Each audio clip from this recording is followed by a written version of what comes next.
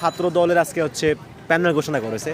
এখানে আমি তাদের পুরো প্যানেলটা আমি দেখার এখনও সুযোগ পাই নাই, তবে একটা বিষয় আমি দেখেছি, দেখে খুব আশ্চর্যান্বিত হয়েছি যে তাদের প্যানেলে কেন্দ্রীয় সংসদে যে এজিএস পদে যে ছেলেটাকে রেফার করা হয়েছে তানবীর হাদি মায়েদ, তিনি মোটামুটি ক্যাম্পাসে এরকমভাবে এস্টাবলিশড যে এই ছেলেটা হচ্ছে কিছুদিন পূর্বে একটা ভুয়া পেজ খুলে সেখানে বিশ্ববিদ্যালয়ের শিক্ষক শিক্ষার্থী সব বিভিন্নদের নামে হচ্ছে অন্য বিভিন্ন ধরনের প্রোপাগান্ডা এবং মেয়েদেরকে সেক্সুয়ালি হ্যারাসমেন্ট করার মতো ঘটনা কিন্তু পেজ খুলে ঘটিয়েছে আর কি।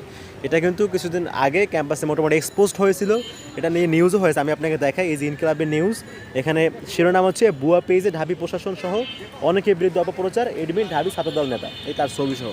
তো এই ছেলেটাকে ছাত্রদল আজকে এজিএস পদে মনোনয়ন দিয়েছে। আমার কাছে আসলে ভাবতে অবাক লাগে যে ছাত্রদল তারা হচ্ছে শিক্ষার্থীদের কথা বলে, শিক্ষার্থীদের দাবি দেওয়া, তাদের পছন্দ অপছন্দের কথা বলে, সেই জায়গায় তাকে এজিএস পদের মতো একটা গুরুত্বপূর্ণ জায়গায় এমন একটা ছেলেকে দিচ্ছে যে ছেলেটা বিতর্কিত মানে নারীদেরকে নিয়ে উল্টাপাল্টা কমেন্ট করা, শিক্ষার্থীদেরকে মানহানি করার মতো উল্টোপাল্টা ঘটনা, যেটা প্রুফড একদম এরকম একটা ছেলে। তা এটা আসলে আমার জন্য খুবই হতাশা লাগে।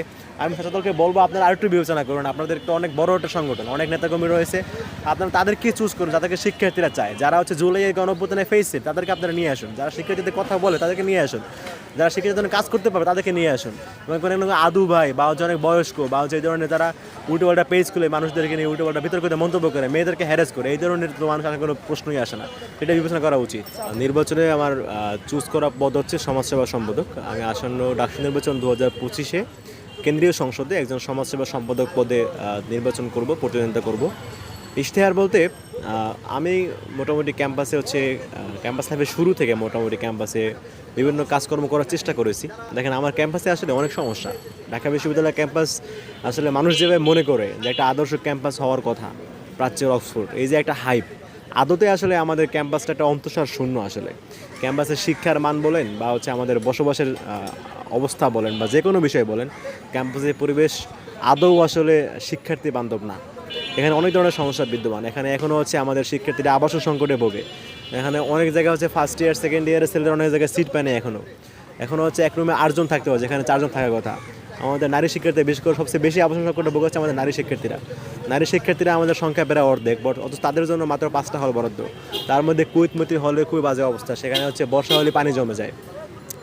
এই ধরনের অনেক ধরনের সংকট আমাদের ক্যাম্পাসে রয়েছে নিরাপত্তাহীনতার একটা মানে চিত্র আর কি।